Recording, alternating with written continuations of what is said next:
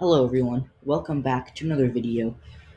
So I want to thank Progressive Rising for this suggestion.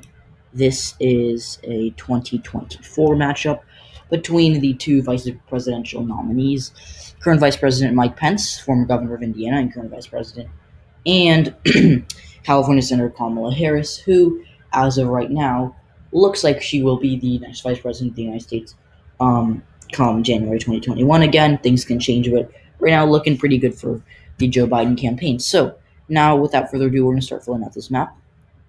So the safe states are going to be in 2024. New Mexico and Colorado will be safe. Right now, I think they're both likely, but as of right now, I think come 2024, I think they will be safe. Demographic trends plus Kamala Harris getting out a lot of the minority voters. Illinois still going to be safe. All of these states in the Northeast, not me at large. I'm not going to say that. Virginia, I'm going to be generous to Mike Pence and not put it as safe. Whereas, these states are going to.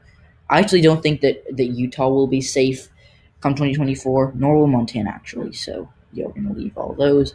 But I'm going to give all of Nebraska to Mike Pence. We're giving him Indiana and Missouri, as well as the state of West Virginia and Alabama. So this is our starting map, and the rest are going to be somewhat competitive. Some won't be as competitive as others, but yeah. So I'm going to start filling out our likely states for Kamala Harris. Definitely Nevada. Nevada, I do think could be likely this year. I characterize it as a lean due to the recent polling, showing likely. And I know that polls do tend to actually underestimate Democrats in Nevada, but I'm trying not to rely on them in Nevada, even though they do favor the Democrats. So stop saying I'm biased. But I'm trying to think about more unpopular senator only lost by 6. Joe Biden not having great support with Latinos. So I do think that overall Nevada will be lean, but by 2024 it's definitely likely, if not safe. Another state that I think will be likely in this scenario is Arizona, and I know a lot of you are going to be angry, but Arizona could very well be likely in this election. And demographic trends will swing it to the left. 2012, Romney won it by 9. 2016, Obama won it, or not. Hillary Clinton lost. Donald Trump won it by 3.5. So that is already a 5.5 point swing. Then we swing it to Kirsten winning that race by 2.5.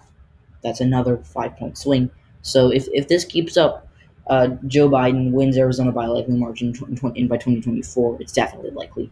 Plus the fact that Kamala is pretty moderate. Mike Pence is more of an evangelical conservative. So I do think that Arizona will be likely come 2024, especially if the Democrats nominate someone more moderate like Kamala Harris. So I'm not going to touch anything else. Oh yeah, Virginia would for sure be likely, if not safe. Goes without saying that Virginia is already a blue state, but by 2024 could very well be safe due to demographic trends. A lot of people from moving from California and Oregon, in Washington, for example, to a state like Virginia or North Carolina, because of the booming tech industry there. A lot of an influx of college-educated voters. So there we go for that. I'm going to characterize Maine second.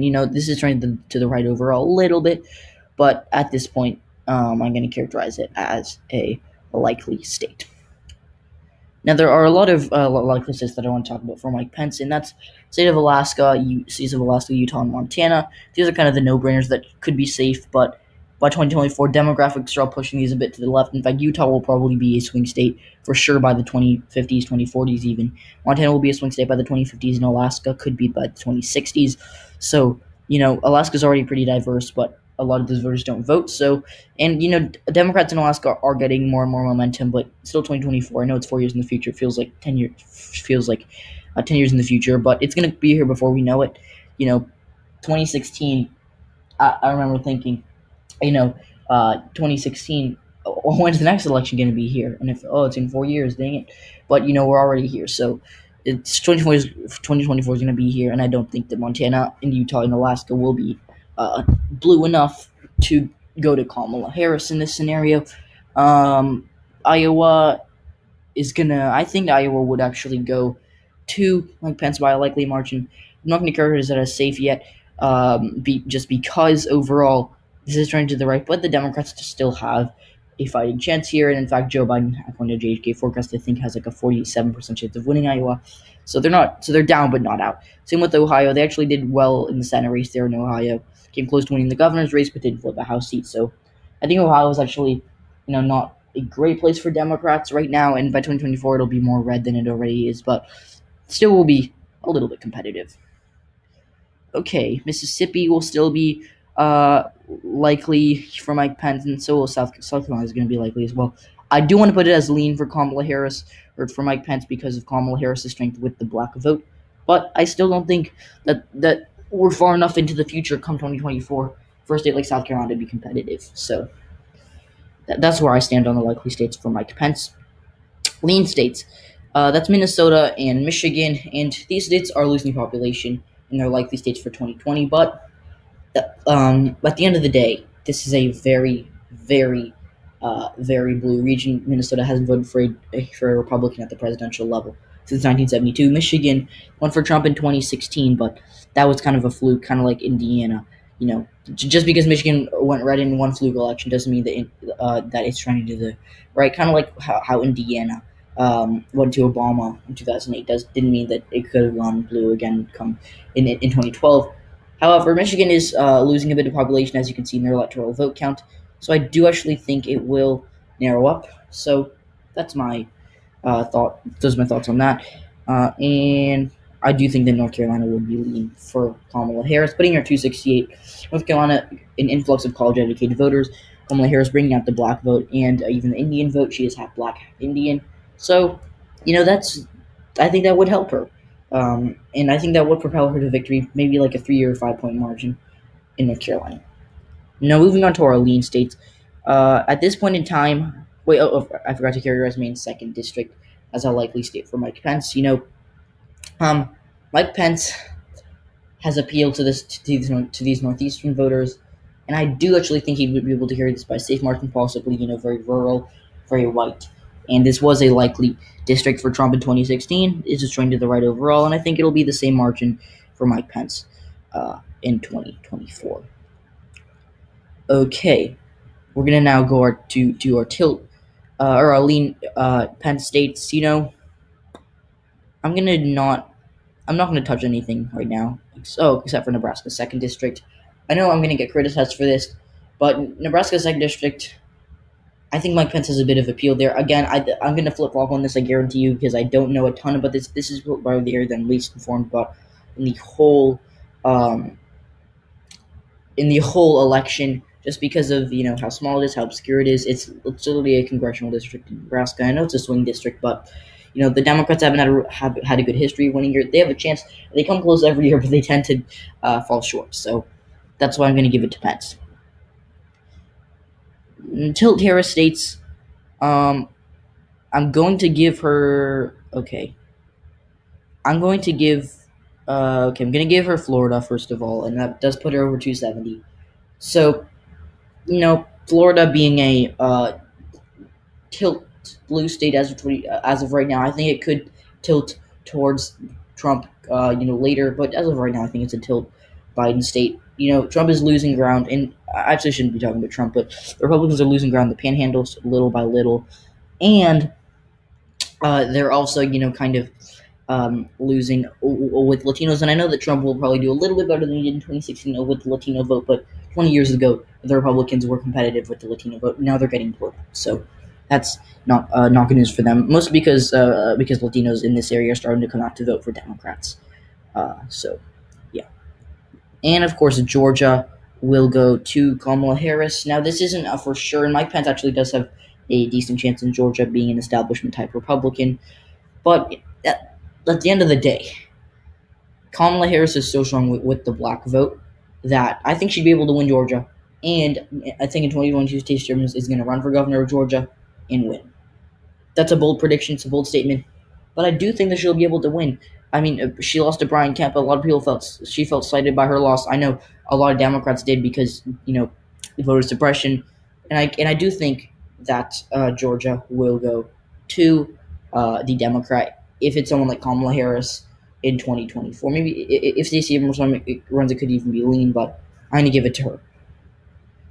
And I'm going to give Texas to Kamala Harris as well. I know this is going to be very controversial, but if we're saying that Texas is in a best case scenario tilt or lean for Joe Biden, who in 2020, a candidate who doesn't have a ton of Latino enthusiasm, I think that at this point come 2024, this could even be a lean Democrat state, like not even the best case scenario. And I'm not kidding. Democrats, someone like Kamala Harris has a lot of energy, who has a lot of appeal.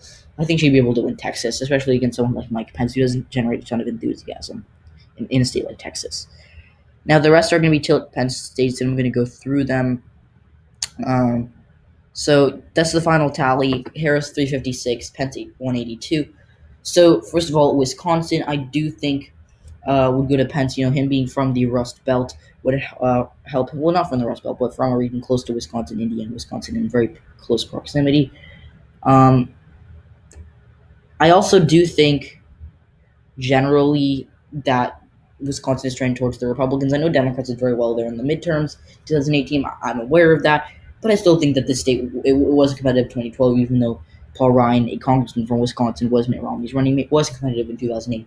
It was competitive in 2000, 2004, but Bush actually outperformed most polling data. So I do think Mike Pence will barely be able to win there, especially someone like Kamala Harris doesn't have a ton of appeal to the Rust Belt. She has a ton of appeal to the Sun Belt in the South, but the Rust Belt, not so much. In the state of Pennsylvania, I'm going to give it to Pence just because of the coal industry. Democrats are kind of, conservative Democrats like Bill Clinton, John Kerry, for example, back in the 90s and early 2000s, they were big on coal mining. And some like Joe Manchin are still, that's why Joe Manchin is able to win West Virginia, because he's not anti-coal like most Democrats are. Or not, because the common lie is that Democrats want to take away jobs from coal miners. That's not true. But that's what a lot of voters believe, and it's what cost Hillary Clinton Pennsylvania in 2016.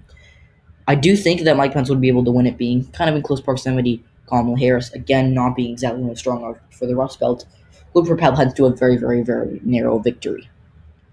And in New Hampshire, lastly, this state is trending towards the right a little bit. It wasn't that close in 2012 or 2008. It was very close in 2016. So 2020, I think it will be lean Biden, but I think overall Pence he's strong with establishment type voters, and there are a lot of those in New Hampshire, and I think he'd be able to beat Kamala Harris there, narrowly edging out the victory. So guys, thanks so much for watching this video. I really hope you enjoyed it. Tell me what you think in the comment section below. Some of the calls I made here are controversial, like Wisconsin, Pennsylvania, and Texas in specifically. But yeah, be sure to like the video and subscribe if you haven't already. We're currently, at the time of this recording, at 546, I think. And so that's awesome. Can we get to 600 by September 10th, 15th? Actually, let's get to 700 by September 10th, 15th. Yeah, I think we can do it. September 10th, 700. That's my goal. So, guys, again, thank you so much for watching this video. Be sure to like the video and subscribe if you haven't already. If you'd like to donate to my Patreon, that would help me out a great deal. There are perks you can get from it. And be sure to follow Instagram. It would help me out a great bit. And yeah, bye, guys.